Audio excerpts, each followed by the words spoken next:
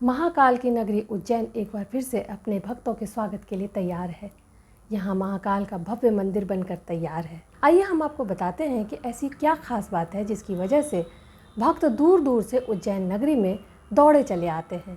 शिव पुराण की कोटि रुद्र संहिता के 16वें अध्याय में भगवान महाकाल के संबंध में सूत जी द्वारा कही गई एक कथा का वर्णन है, जिसके अनुसार अवंती नगर में एक वेदों के जानकार ज्ञानी ब्राह्मण हुआ करते थे।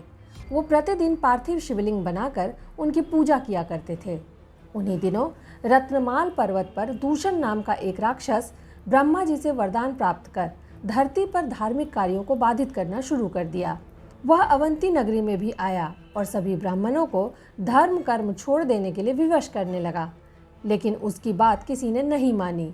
जब राक्षस ने देखा कि कोई उसकी बात नहीं मान रहा है, तो उसने अपनी दुष्ट सेना के साथ मिलकर उत्पात मचाना शुरू कर दिया।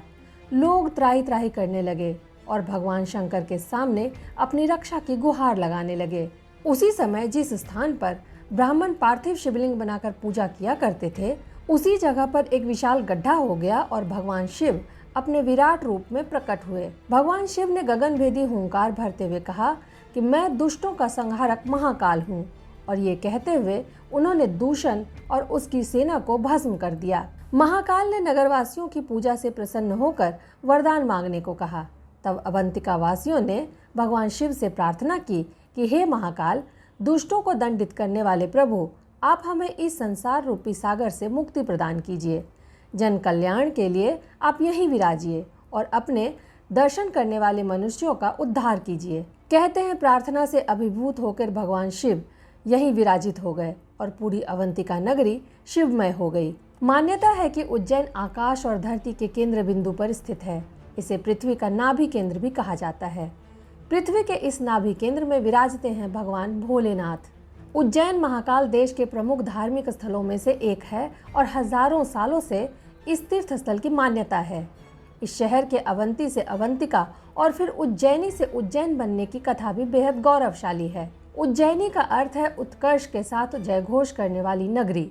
उज्जैन शक्तिपीठ और मंदिरों का नगर होने के साथ साथ काल गणना का भी प्राचीन केंद्र है। कहा जाता है कि भगवान श्री कृष्ण ने उज्जैन में ही अपनी शिक्षा दीक्षा ली थी।